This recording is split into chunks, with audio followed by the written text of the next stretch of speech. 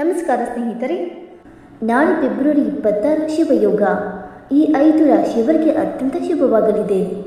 ಹೌದು, ನಾಳೆ ಮಹಾಶಿವರಾತ್ರಿಯಂದು ಶಿವಯೋಗ, ಬುಧಾದಿತ್ಯ ಯೋಗದ ಜೊತೆಗೆ ಅನೇಕ ಶುಭಯೋಗಗಳು ಸೃಷ್ಟಿಯಾಗಲಿವೆ. ಇದರಿಂದಾಗಿ ಕೆಲವು ರಾಶಿಗಳಿಗೆ ಶುಭವಾಗಲಿದೆ. ನಾಳೆ ಯಾವ ರಾಶಿಯವರ ಮೇಲೆ ಗಣೇಶನ ಅನುಗ್ರಹದೊಂದಿಗೆ ಶಿವನ ಅನುಗ್ರಹವೂ ಇರಲಿದೆ ಮತ್ತು ಈ ರಾಶಿಗಳಿಗೆ ಬುಧವಾರ ಹೇಗಿರಲಿದೆ? ನಾಳೆ ಫೆಬ್ರವರಿ 26 ಬುಧವಾರ ಬುಧ ಗ್ರಹ ಮತ್ತು ಸೂರ್ಯನ ಸಂಯೋಗದಿಂದಾಗಿ ಬುಧಾದಿತ್ಯ ಯೋಗ ರೂಪುಗೊಳ್ಳುತ್ತಿದೆ. ಜೊತೆಗೆ ಈ ದಿನ ಮಹಾಶಿವರಾತ್ರಿಯ ಶುಭ ಸಂಯೋಗವೂ ಕೂಡ ಇರಲಿದೆ. ನಾಳೆ ಶಿವಯೋಗವೂ ಕೂಡ ರೂಪುಗೊಳ್ಳಲಿದೆ.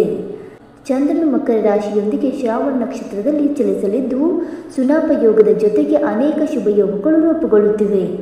ಇದರಿಂದಾಗಿ ಈ ದಿನದ ಮಹತ್ವ ಇನ್ನಷ್ಟು ಹೆಚ್ಚಾಗಲಿದೆ. ನಾಳೆ ಕೆಲವು ರಾಶಿಗಳು ಈ ಶುಭಯೋಗಗಳ ಲಾಭವನ್ನು ಪಡೆಯಲಿದ್ದಾರೆ ಮತ್ತು ಈ ರಾಶಿಗಳ ಕೆಲಸ ಮತ್ತು ವ್ಯಾಪಾರದಲ್ಲಿ ವೃದ್ಧಿಯೊಂದಿಗೆ ನಿಮ್ಮ ಆರ್ಥಿಕ ಸ್ಥಿತಿ ಬಲಗೊಳ್ಳಲಿದೆ. ಮತ್ತು ಈ ರಾಶಿಗಳ ಜೊತೆಗೆ ಕೆಲವು ಜ್ಯೋತಿಷ್ಯ ಪರಿಹಾರಗಳನ್ನು ಸಹ ಹೇಳಲಾಗಿದೆ.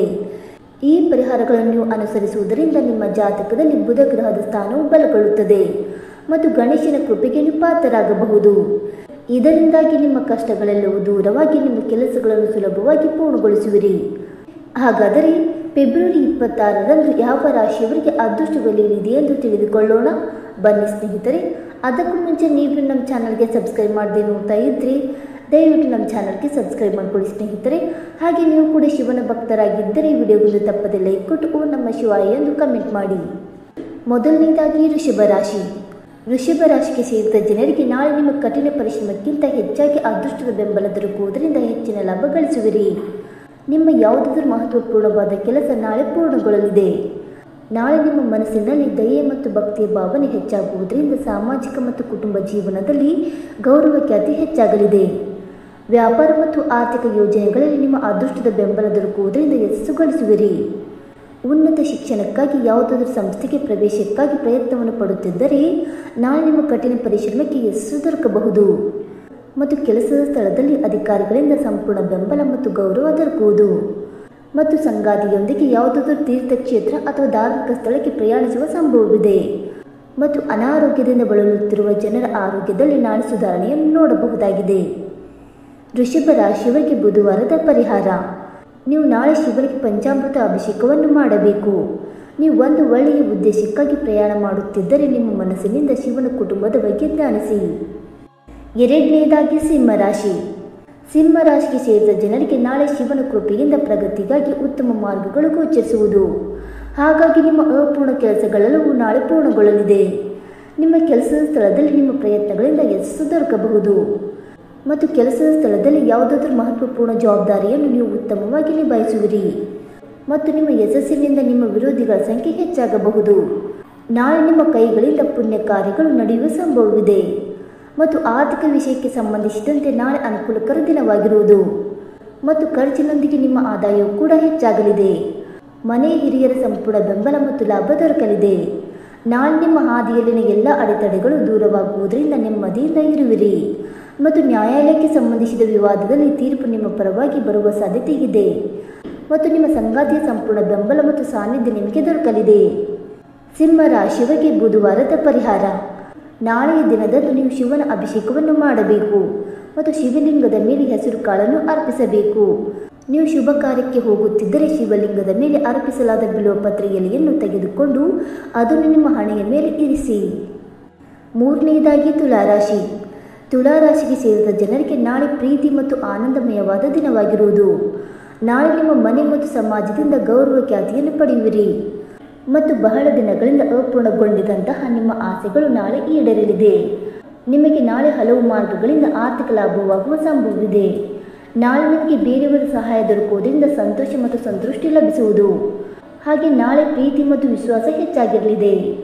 ನಾಳೆ ನಿಮಗೆ ಧಾರ್ಮಿಕ ಸ್ಥಳಕ್ಕೆ ಪ್ರಯಾಣಿಸುವ ಯೋಗವಿದೆ ಮತ್ತು ಮಕ್ಕಳ ಆರೋಗ್ಯಕ್ಕೆ ಸಂಬಂಧಿಸಿದಂತೆ ಎಲ್ಲ ಚಿಂತೆಗಳಿಗೆ ನಾಳೆ ಪರಿಹಾರವನ್ನು ಪಡೆಯುವಿರಿ ಮತ್ತು ಕೆಲಸಕ್ಕೆ ಸಂಬಂಧಿಸಿದಂತೆ ನಾಳೆ ಅನುಕೂಲಕರವಾದ ದಿನವಾಗಿರುವುದು. ಸ್ನೇಹಿತರು ಮತ್ತು ಸಹ ಉದ್ಯೋಗಿಗಳ ಬೆಂಬಲ ನಾಳೆ ನಿಮಗೆ ದೊರಕಲಿದೆ ಮತ್ತು ವ್ಯಾಪಾರವನ್ನು ಮಾಡುವ ಜನರ ಆದಾಯ ಹೆಚ್ಚಾಗುವುದರಿಂದ ಮನಸ್ಸು ಸಂತೋಷದಿಂದಿರುವುದು. ತುಲಾ ರಾಶಿಯವರಿಗೆ ಬುಧವಾರದ ಪರಿಹಾರ. ಬಿಲ್ವಪತ್ರೆ ಎಲೆಯ ಮೇಲೆ ಓಂ ನಮಃ ಶಿವಾಯ ಎಂದು ಬರೆದು ಶಿವಲಿಂಗಕ್ಕೆ ಅರ್ಪಿಸಿ. 11 ಅಥವಾ 21 ಬಿಲ್ವ ಪತ್ರೆಯನ್ನು ಅರ್ಪಿಸುವುದು ಅತ್ಯುತ್ತಮವಾಗಿರುತ್ತದೆ. ಮತ್ತು ನೀವು ಶುಭ ಕಾರ್ಯಕ್ಕಾಗಿ ಪ್ರಯಾಣಿಸುತ್ತಿದ್ದರೆ ಮನೆಯಿಂದ ಹೊರಹೋಗುವ ಮೊದಲು ನಿಮ್ಮ ಮನಸ್ಸಿನಲ್ಲಿ ಓಂ ನಮಃ ಶಿವಾಯ ಮಂತ್ರವನ್ನು ಧ್ಯಾನಿಸಿ. 4ನೇದಾಗಿ ವೃಶ್ಚಿಕ ರಾಶಿ. ನಾಳೆ ವೃಶ್ಚಿಕ ರಾಶಿಗೆ ಸೇರಿದ ಜನರಿಗೆ ಶಿವನ ಕೃಪೆಯಿಂದ ಆನಂದಮಯವಾದ ದಿನವಾಗಿರುವುದು. ನಾಳೆ ನಿಮ್ಮ ಆತ್ಮವಿಶ್ವಾಸ ಹೆಚ್ಚಾಗುವುದರಿಂದ ಕೆಲಸದಲ್ಲಿ ಶುಭ ಫಲಗಳನ್ನು ಪಡೆಯುವಿರಿ.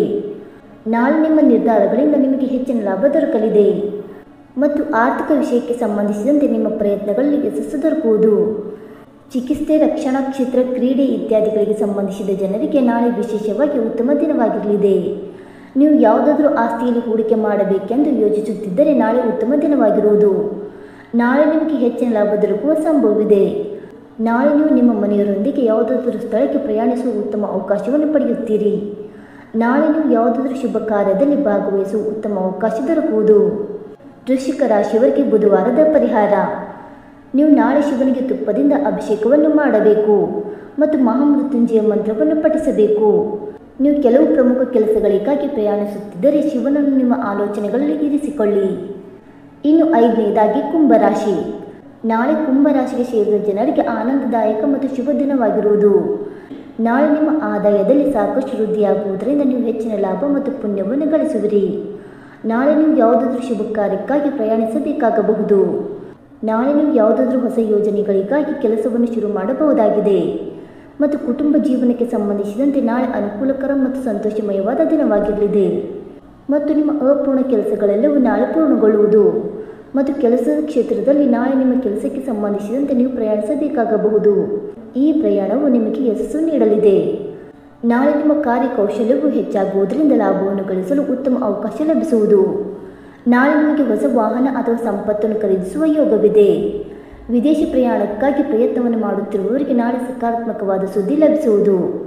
ನಾಳೆ ನಿಮಗೆ ವರಿಷ್ಠ ವ್ಯಕ್ತಿಗಳ ಸಂಪೂರ್ಣ ಬೆಂಬಲ ದೊರಕುವುದರೊಂದಿಗೆ ಹೆಚ್ಚಿನ ಲಾಭವನ್ನು ಗಳಿಸುವಿರಿ. ಕುಂಭರಾಶಿಯವರಿಗೆ ಬುಧವಾರದ ಪರಿಹಾರ.